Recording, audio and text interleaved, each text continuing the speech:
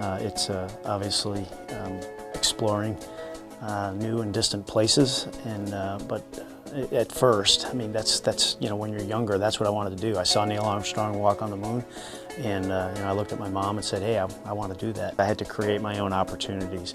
And so when I got my first job when I was 9 years old, and then I was working pretty much full time by the time I was 14. You know, if I wanted a bicycle, I had to go find the parts, put it together, and make it work right. So I did that. Not only was it a good bicycle, but it was the best bicycle in the neighborhood. It could ride wheelies, and it could go over jumps, and ride through the woods. It could do, and I did everything on that. I graduated high school from Blue Hills Regional Vocational Technical High School, just south of Boston, Massachusetts.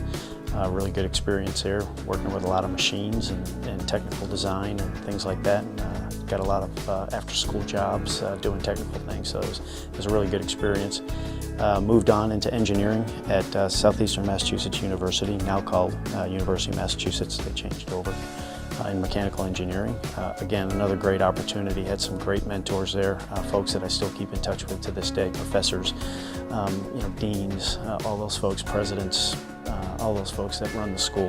Just a great facility and great people. Then I moved on to Purdue University, again in mechanical engineering with a specialty in fluid mechanics and propulsion.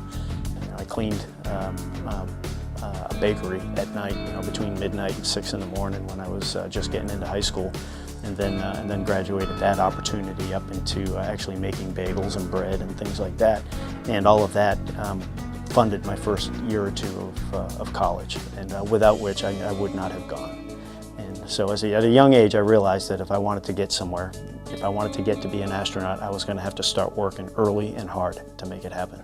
In college, we had a very tight engineering group, and it was so tight that we started pulling people in from other disciplines, you know, computer science, you know, business and things like that. The camaraderie was absolutely incredible, and the support that we gave each other was absolutely incredible. I did a little bit of Kung Fu for about 3 years there because it was active and it was physical, and it was something different that I wanted to try.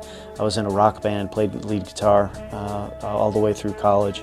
We had, you know, several gigs in and out of Boston, Providence, you know, up and down the East Coast there a little bit, and that was actually a pretty good team activity too. I actually enlisted when I was 18 years old, and I spent my summers going to training in Chicago and, you know, Japan and some other places wherever my unit deployed, and then I did 1 to 2 weekends a month. Yeah, every Navy squadron and Air Force squadron, they have names.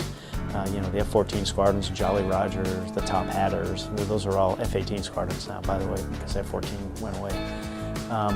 But at VX-9, they called themselves the Vampires, just because that's just what they were. We did a lot of testing of systems and vehicles at night for missions that no one would see. I want to see what's over the horizon. I want to see new places. I want to meet new people. I want to create new technology. I want to be part of the future. I want to have an impact on the future.